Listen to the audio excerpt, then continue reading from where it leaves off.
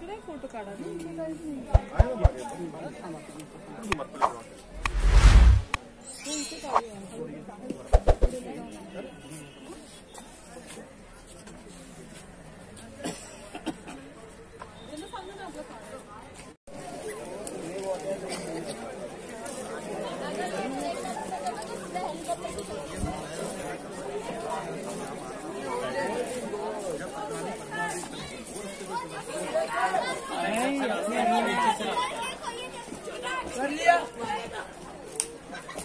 आ जाओ सर, आगे आ जाओ. थोड़ा आगे आ जाइए सर. थोड़ा आगे आ जाइए, थोड़ा इधर आ जाइए, थोड़ा आगे. थोड़ा आगे आ जाइए प्लीज.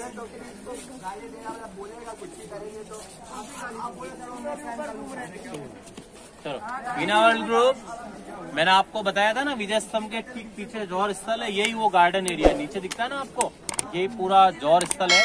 ये आपको पीपल का पेड़ दिख रहा होगा ना सबको. ये पीपल का पेड़ इसलिए लगाया कि सब लेडीज की आत्मा को थोड़ा शांति मिले. पीपल को बहुत पवित्र मानते हैं, जैसे विष्णु का वास मानते हैं पीपल के अंदर. तो ये वो पूरा जौहर का स्थल है जो इधर आप एरिया देख रहे हैं. यही वो जौहर गेट है, सामने दिखता है ना, नॉर्थ जौहर गेट है ये. और इधर वो ईस्ट जौहर गेट है, उस तरफ जो नजर आता है. और ये वो मंदिर है जहाँ लेडीज पूजा प्रार्थना करती थी ना. अभी इस मंदिर के अंदर मूर्ति वगैरह कुछ भी नहीं है, सब इन्वेडर्स ने तोड़ दी है ना. एक ये भी विष्णु जी का मूर्ति है, बाहर की तरफ दिखता है. ऐसे ही विष्णु का मूर्ति अंदर गर्भगृह के अंदर भी था, जिसको हमलावरों ने तोड़ दिया है. तो वीना वर्ल्ड ग्रुप, ये अपना लास्ट प्लेस है साइट सीइंग का. सबको अच्छा लगा विजिट करके? आप सबका बहुत बहुत धन्यवाद. मेवाड़ी लैंग्वेज का एक लाइन और बोल के मैं आपसे विदा लूंगा. हमारे चित्तौड़गढ़ जो भी टूरिस्ट विजिट करने के लिए आते हैं वो कितने लकी होते हैं. उनके लिए मेवाड़ी लैंग्वेज में एक लाइन बोलते हैं कि झरना झरे गौमुख भरे. यहाँ बारिश बहुत गिरता है, उससे सारे जो किले के 84 टैंक मैंने बताया ना, हमेशा पानी से भरे हुए रहते हैं. और आज के 5000 साल पहले इस फोर्ट के ऊपर एक प्रिस्ट रहते थे, ऋषि निर्भयनाथ उनका नाम था. तो फोर्ट को निर्भयनाथ का ठोर भी कहते हैं. ठोर मतलब ठिकाना, जगह. तो लाइन बोलते हैं, झरना झरे गौमुख भरे निर्भयनाथ का ठोर, करोड़ों वर्ष तपस्या करे वो ही आवे गढ़ चित्तौड़. तो जिसने बहुत तपस्या किया है ना वो इस भूमि पे आता है. आपने भी किया होगा, इसलिए आप इधर आए. तो आप सबका और आप मिले हमको, वीना वर्ल्ड ग्रुप. और आप अपन हमको मिले बोलने के लिए. अच्छा, 10 मिनट बाद फोटो लीजिए आप आराम से. 10 मिनट के बाद अपन सीधा सामने कैफेटेरिया जो मैंने बताया ना, वहाँ मिलेंगे. वहाँ आपके लिए चाय कॉफी का व्यवस्था है.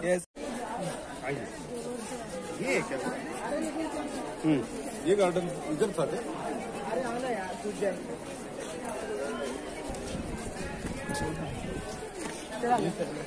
वहाँ से कहाँ जा रहा है, आगे भी जो है रास्ता.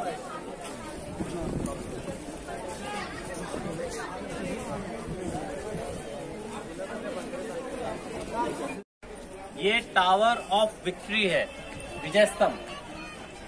1448 में इस फोर्ट के जो राजा थे राणा कुंभा, उन्होंने मालवा और गुजरात की सेनाओं को हराया था. और उस विक्ट्री को सेलिब्रेट करने के लिए इसको बनाया, इसलिए इसको विजय स्तंभ बोलते हैं. इसका हाइट 37 मीटर है, 9 फ्लोर का है ये. और ऊपर जाने के लिए 157 स्टेप्स है इसमें. ये साइड से इसमें रास्ता है जो ऊपर टॉप तक जाता है. जब बना था तो इसका कंस्ट्रक्शन कॉस्ट 90 लाख रुपए था. 5000 लोगों ने 10 साल तक काम किया, तब जाके टावर कंप्लीट हुआ. नीचे से चौड़ा है ये, बीच में से पतला है और ऊपर से वापस चौड़ा है ये. शिव भगवान का डमरू होता है ना, डमरू वैसे इसका शेप है. और पूरा टावर इंटरलॉक करके बना हुआ है. इसमें कहीं चूना सीमेंट नहीं है, पत्थर को इंटरलॉकिंग करके ये टावर बना है. इस टावर के ठीक पीछे अभी आप एक सिंपल सा गार्डन देखेंगे जो कि इस फोर्ट का सबसे इम्पोर्टेंट प्लेस है. द प्लेस ऑफ सेक्रीफाइस, जौहर का जगह. अभी तो एक सिंपल सा गार्डन है वहाँ पे, लेकिन पहले वहाँ लगभग 70 से 80 फीट का एक गहरा पिट होता है ना, कुंड, ऐसा कुंड था. आप सबको बावड़ी पता है, स्टेप वेल होती है ना, वैसा एक पिट जैसा था जिसमें स्टेप्स थे. अब वो स्टेप्स वगैरह है नहीं, वो पिट को अभी भर के उधर गार्डन बना दिया है ना. तो यहाँ पे जो है लेडीज जब आती थी तो वो पिट जो था उसकी बाउंड्री जैसा बना हुआ है. ये सामने दिखता है ना आपको प्लेटफॉर्म जैसा, ऐसे ही आपको इधर भी दिखता है प्लेटफॉर्म जैसा बना हुआ ना. ये चाहे लोहे का रेलिंग लगा हुआ है. और वो दरवाजे को बोलते हैं जौहर गेट. सामने दरवाजा दिखता है ना, वो जौहर गेट है. ऐसे एक दरवाजा उस तरफ है, वो भी नॉर्थ जौहर गेट है. लेडीज जब जौहर करने के लिए आती थी तो उन गेट के बाहर अपने हाथ को ऐसे मेहंदी कलर में कर ऐसे हैंड मार्क बनाते हैं ना, छापे के निशान, ऐसे हैंड मार्क बनाती थी। और सब जो लेडीज थी हैंड मार्क बनाने के बाद यहाँ जब खड़ी होती थी तो यहाँ उनको प्रिस्ट जो होते थे ऐसा चंडी पाठ जैसा कराते थे, ऐसा मंत्र बुलाते थे। उनसे उन लेडीज को इतना इंटरनल पावर शक्ति मिलती थी। फिर सब जो लेडीज थी, ये प्लेटफॉर्म जो बना हुआ ना, इधर वाला प्लेटफॉर्म, इधर वाला प्लेटफॉर्म, यहाँ खड़ी होके सब लेडीज को हाथ में श्रीफल दिया जाता। श्रीफल होता ना, नारियल। एक हाथ में श्रीफल, एक हाथ में 2 साल 4 साल का छोटा बच्चा हाथ में होता था। जय भवानी हर हर महादेव का नाम लेके यहीं से आग में कूद जाती थी। आज भी जो गार्डन एरिया है उस प्लेस पे जब आर्कोलॉजिस्ट ऐसे एक्सकीवेशन करते हैं, खुदाई करते हैं, तो जमीन में से मिट्टी के साथ साथ राख निकलती है, राख ऐश वो निकलती है, हड्डियां निकलती है, सोने चांदी के गहने निकलते हैं ना। तो ये जौहर का जगह ठीक इधर पीछे है। अभी मैं आपको पर्टिकुलर प्लेस चल के दिखाता हूँ ना। अच्छा, यहाँ अपन चलेंगे तो मैं आपको दिखाने के बाद 10 मिनट का टाइम दूंगा फोटोग्राफ्स लेने के लिए, है ना। 10 मिनट फोटो लेने के बाद आप जब आएंगे तो ये रोड के ठीक सामने कैफेटेरिया है, वहां पे आपको आना है ना। कैफेटेरिया में आपके लिए वीना वर्ल्ड की तरफ से चाय कॉफी का व्यवस्था किया हुआ, ठीक है ना। आइए मैं आपको पर्टिकुलर जगह दिखाता हूँ।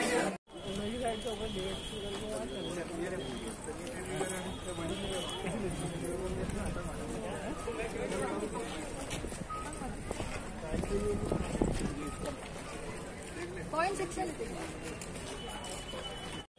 वो तेरी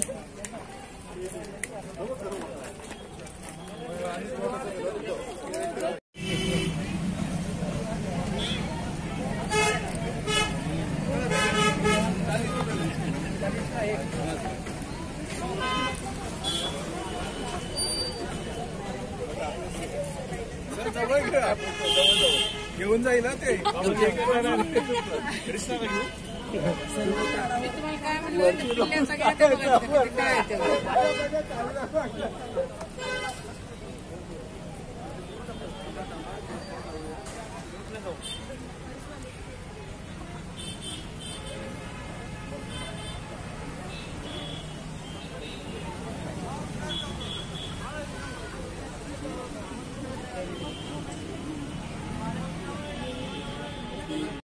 चिप्स बिस्किट वगैरह हो अपने अपने बैग के अंदर रखना है ना, वहाँ ओपन में कुछ खाने का नहीं है ना, नहीं तो वो बंदर वगैरह छीन लेते हैं उधर। और वो छोटा वाला बंदर भी अंदर रखते हैं। ये गुड़िया आपका क्या नाम है? अच्छा,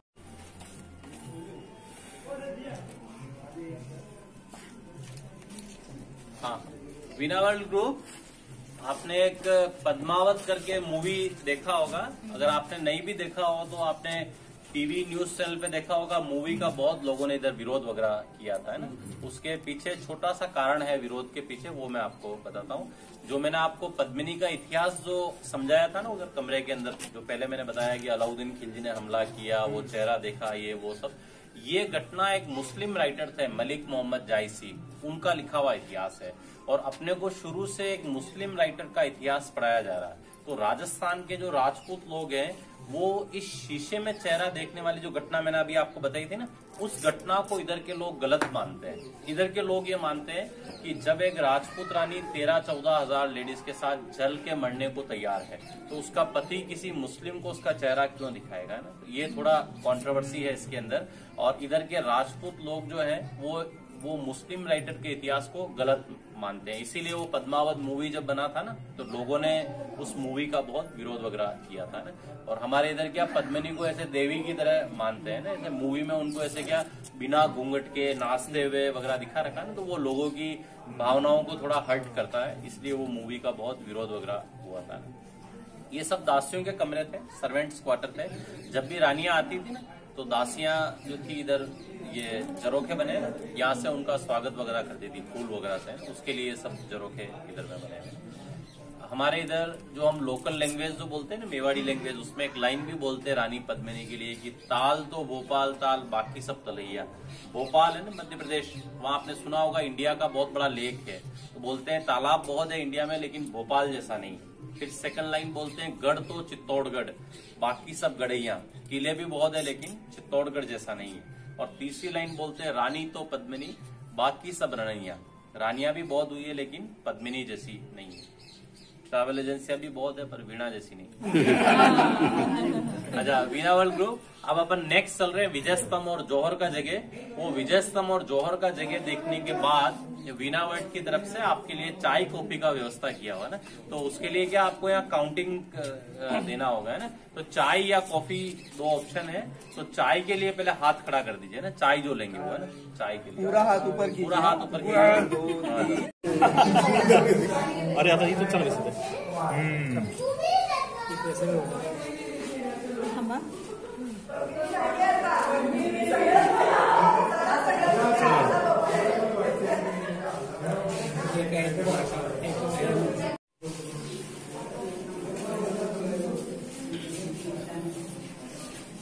हाय शांतनु, हाय सर। वीणा वर्ल्ड ग्रुप, यहाँ वो मिरर लगा हुआ था, आपको लोहे के कील लगे हुए दिखते हैं ना, वो मिरर यहाँ पे लगा हुआ था। और मिरर जो था लगभग 20-25 डिग्री एंगल पे ऐसे झुका हुआ था ऐसे। तो इस प्लेस पे अलाउद्दीन खिलजी खड़ा था, उसका चेहरा इस तरफ था, इस तरफ। और रानी पद्मिनी ठीक सामने पैलेस की जो स्टेप्स है ना, वह रानी पद्मिनी थी। जो सीढ़ी है नीचे, पैलेस की सीढ़ी जो है नीचे है ना, तो जो भी वो स्टेप्स पे खड़ा होता है वो सीधा रिफ्लेक्शन यहाँ मिरर के अंदर आता है। समझ में आया ना सबको? जैसे सर आप इधर आइए, जैसे ये सर यहाँ खड़े है ना, अब यहाँ खड़े रहिए आप है ना, अब यहाँ वो मिरर था है ना। समझ में आया आपको? पद्मिनी दिख रही है?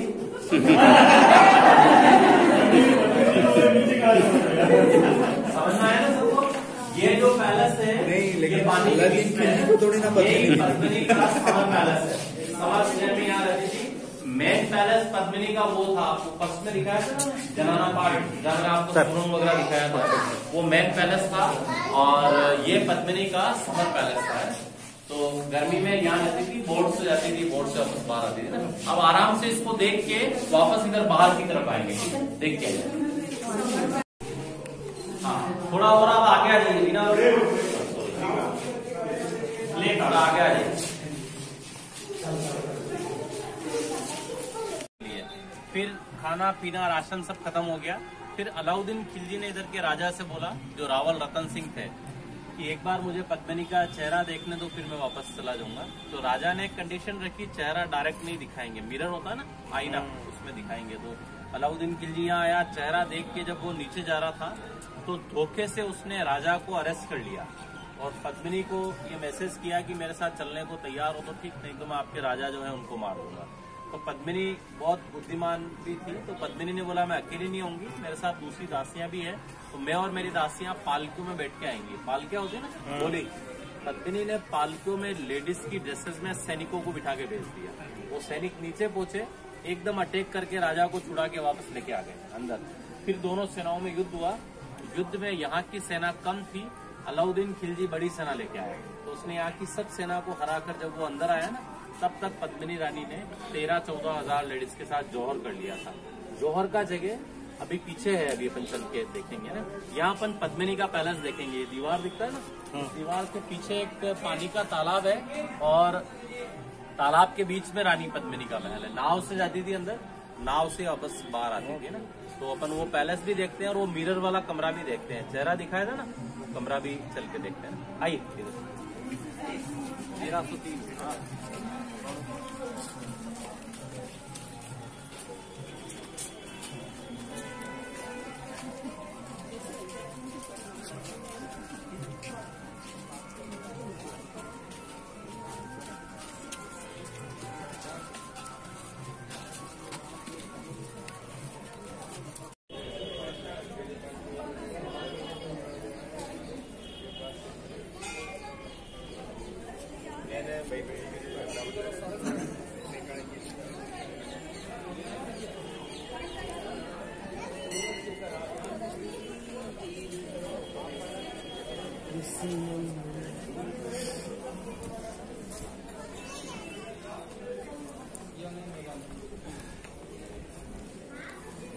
आ जाइए वीणा वर्ल्ड सर, समोर या तुम्ही, म्हणजे तुम्हाला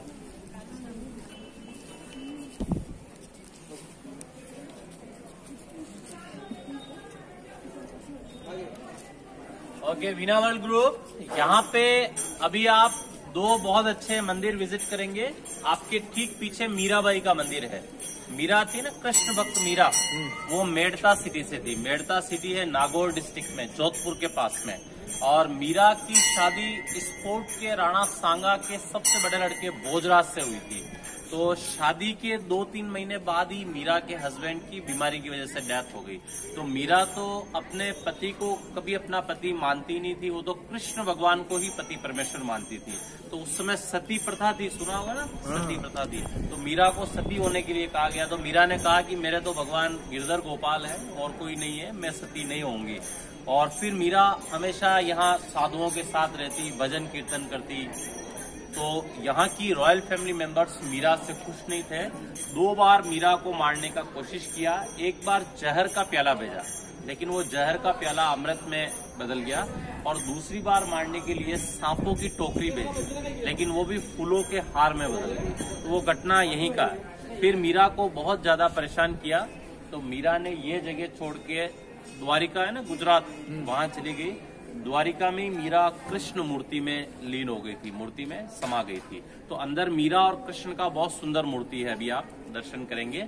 और मंदिर के ठीक सामने एक छतरी है, जहां मीरा के गुरु थे, संत रैदास बोलते हैं, रविदास भी बोलते हैं ना, उनके चरण पादुका बने हुए वहां पे, फुटप्रिंट्स। और जो ठीक मंदिर मेरे पीछे है, इसको बप्पा रावल ने बनाया था 8th सेंचुरी में। और ये वराह मंदिर था, पहले वराह अवतार होता ना विष्णु का, तो ये वराह मंदिर था। वराह मूर्ति को, मंदिर को अलाउद्दीन खिलजी ने 1303 में तोड़ दिया। फिर इसका रिपेयरिंग किया महाराणा कुंभा ने। कुंभा ने अंदर में राधा कृष्ण और बलराम का मूर्ति का स्थापना किया। अभी राधा कृष्ण बलराम मूर्ति है, लेकिन पहले वराह मूर्ति था। तो ऊपर से देखो इस मंदिर को, जैसे पुरी जगन्नाथ मंदिर है ना, सोमनाथ मंदिर है, एक आपके महाराष्ट्र में एक बहुत फेमस त्र्यंबकेश्वर मंदिर है, सेम वैसे इसका आर्किटेक्चर है। और मंदिर के सामने एक छतरी है, जहाँ एक गरुड़ जी का मूर्ति है। गरुड़ जी है ना, विष्णु जी के वाहन है, वो मूर्ति अभी आप दर्शन करेंगे ना। मंदिर के अंदर आप चाहे तो मूर्ति का फोटो ले सकते हैं ना, मूर्ति के साथ नहीं ले सकते, मतलब भगवान को पीठ दिखा के फोटो नहीं ले सकते है ना। आप बहुत लकी हैं जो मीरा का आप दर्शन करेंगे। अभी लगभग 1-1.5 साल पुरानी बात है, यहाँ आशा भोसले मैडम को मैं बैठ के ये जो आपको समझाया, यही मैं उनको समझा रहा था, यही बैठे थे मैडम। ये सुनते सुनते उन मैडम, आशा भोसले मैडम की आंखों में बहुत आंसू आने लगे पूरा मीरा का इतिहास सुनने के लिए। फिर उनके पास जो उनका बॉडीगार्ड वगैरह था, उनको उन मैडम ने हमको बताया कि मेरे आंखों में आंसू इसलिए आए कि उनकी जो बहन थी ना, जो लता मंगेशकर, जो डेथ हो गई, उनके जीवन की सबसे बड़ी जो विश थी वो ये थी कि मीरा मंदिर में बैठ के कृष्ण का भजन गाए। देखो उनके पास बहुत पैसा है, लेकिन उनके पास समय नहीं था। तो वो लता मंगेशकर मैडम यहाँ कभी आ नहीं सके, मतलब है ना, जीवन का इतना समय निकल गया। हर आदमी का बड़ा विश होता है, बड़ा गाड़ी, बड़ा फ्लैट, बड़ा बंगला, लेकिन उनका विश ये था कि मीरा मंदिर में आके। तो फिर वो भजन उन आशा भोसले मैडम ने यहाँ बैठ के गाया था मीरा, है ना। तो आप बहुत लकी हैं जो आप दर्शन करेंगे ना। शूज आप यहाँ निकालिए, पहले यहाँ से मीरा का दर्शन कीजिए, शूज यहीं रहेंगे, वो मंदिर दर्शन कीजिए, फिर फोटोग्राफ निकालिए 10 मिनट के लिए। 10 मिनट बाद जब मैं आपको आवाज लगूंगा तो फिर अपन रिक्शा में चलेंगे, ठीक है ना। Take your time.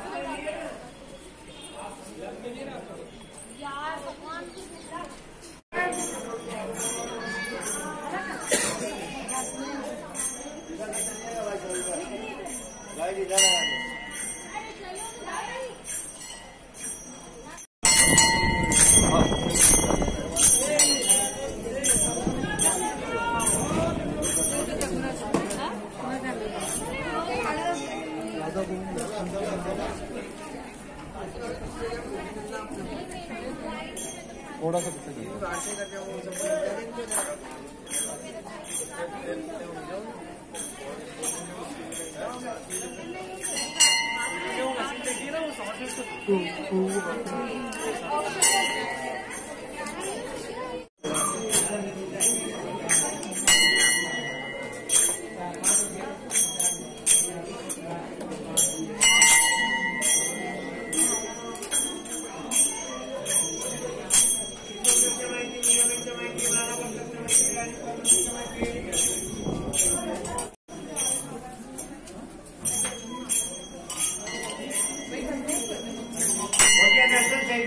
पीछे कितने लोग खड़ा है उधर निकलते रहो।